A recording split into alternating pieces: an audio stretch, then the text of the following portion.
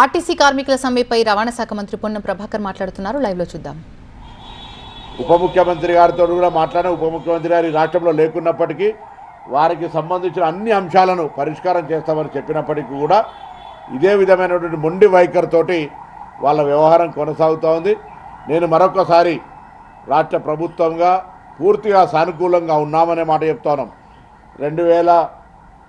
2013 bonds ఇచ్చినాము, కారుణ్య నియామకాలు తీసుకుంటా ఉన్నాము, కొత్త ఉద్యోగాలు చేస్తూ ఉన్నాము, నూతన బస్సులు కొంటా ఉన్నాం. కొంత వాళ్ళు చెప్తా ఉన్నారు పని భారమని. రాష్ట్ర రవాణా శాఖ తక్షణ కార్మిక చట్టాల ప్రకారం మాత్రమే పని తీసుకోవడానికి మేము సిద్ధంగా ఉన్నాం. కానీ 16 గంటలు 18 గంటలు డ్యూటీ చేసి తెల్లవారి హాఫ్ తీసుకోవాలనేటువంటి ఒక ఉద్యానం లోపల ఆనవాయితీగా కొనస్తున్నటువంటి పరిస్థితి చేస్తే ఇటీవల యాజమాన్యంతో చర్చలు జరిపినప్పుడు ఈ విధానం ద్వారా 10-12 గంటలు వాహనం కంటిన్యూ నడపాలంటే ఇబ్బంది కాబట్టి మ్యాండేటరీగా ఆ అవర్స్ అనేటువంటి రూల్ను స్ట్రిక్ట్గా ఇంప్లిమెంట్ చేయాలని మేమే ఆలోచన చేస్తున్నాం, మీరు కాదు. పనిని ఎక్కువ శ్రమ తీసుకొని మేమేం శ్రమ దోపిడీ చేయదలుచుకోలే. అటువంటి ఏది ఉన్నా అక్రాస్ టేబుల్ మీద పత్రికలు, ప్రజాస్వామికవాదులు, స్వచ్ఛంద సంఘాల ముద్ర కూడా కూర్చొని మాట్లాడడానికి సిద్ధంగా ఉన్నాం. విలీనము యూనియన్లకు సంబంధించి గవర్నమెంట్ లోపల మళ్ళీ చెప్తారు కొంతమంది నాయకులు నా వ్యాఖ్యల్ని కూడా క్రిటిసిజం చేసేటువంటి ఊరికే అన్పార్లమెంటరీ లాంగ్వేజ్ ఉపయోగించడం ఇక్కడ ప్రొవోక్ అవుతలేం.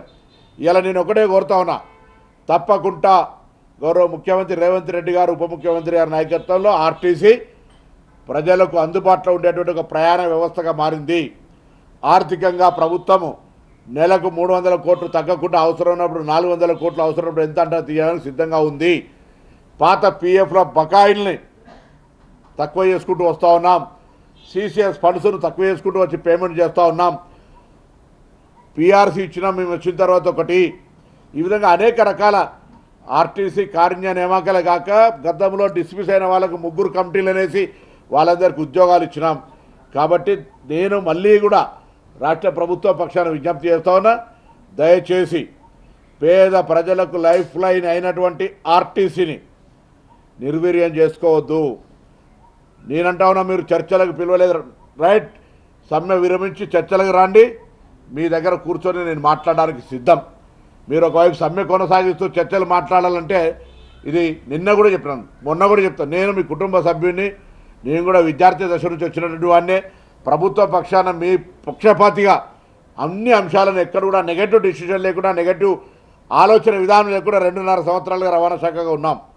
ఇవాళ గౌరవ ముఖ్యమంత్రి గారు కూడా ఎప్పటికైనా రవాణా శాఖకు పేద ప్రజల లైఫ్ లైన్, వాళ్ళందరినీ సంక్షేమం బాగా చూసుకోవాలని ఎప్పటికప్పుడు నిధులు రాకపోతే కూడా నిధులకు సంబంధించి ఉప ముఖ్యమంత్రి గారు వారు కలిసి దీనికి సంబంధించినటువంటి ఒక అండగా పేద ప్రజలకు సంబంధించిన రవాణా సౌకర్య వ్యవస్థ బాగుండాలి, అందులో పనిచేస్తున్నటువంటి 40,000 కుటుంబాలు బాగుండాలి, అదేవిధంగా సంస్థ పరిరక్షించబడాలనేటువంటి ఆలోచనతో చేస్తూ ఉన్నాను. కాబట్టి నేను మళ్ళీ కోరుతా ఉన్నా, ఈరోజు మీరు ఒకవేళ ప్రొటెస్ట్ చేయదలుచుకున్నారు, గవర్నమెంట్ మీద ప్రెషర్ బిల్డప్ చేయదలుచుకున్నారు, తప్పకుండా బస్ డిపోల్లో, బస్ స్టాండ్లోనో ఎక్కడో కూర్చొని నిరసన చెప్పండి. ఏ వ్యవస్థకైనా సామధాన భేదాలు అంటే 41 రోజులు అయిపోయాం కదా. అరే 41 రోజులు చెప్తారు, 4 సంవత్సరాలు అవుతుంది, 3 సంవత్సరాలు అవుతుంది, 2 సంవత్సరాలు అయితేనే సమయకాలం.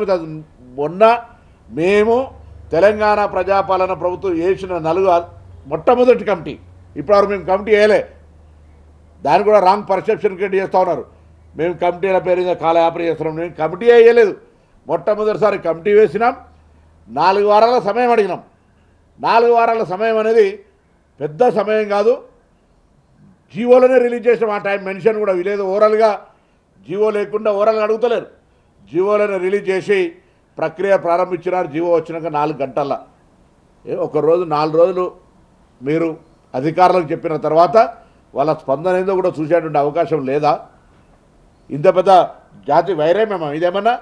ప్రభుత్వంతో కూర్చొని మాట్లాడాల్సిన కోసం అంశాలన్నింటినీ ఆ విధంగా కాకుండా నేరుగా ఇందులో కొంతమంది రిటైర్ అయినటువంటి ఉద్యమ నాయకులు, నాయకత్వం వహిస్తున్నటువంటి వాళ్లకు డెఫినెట్లీ ఈరోజు నేను కాంగ్రెస్ పార్టీ నాయకుడు కాదు, ప్రభుత్వ పక్షాన్ని ఆరోపణ చేస్తున్నా.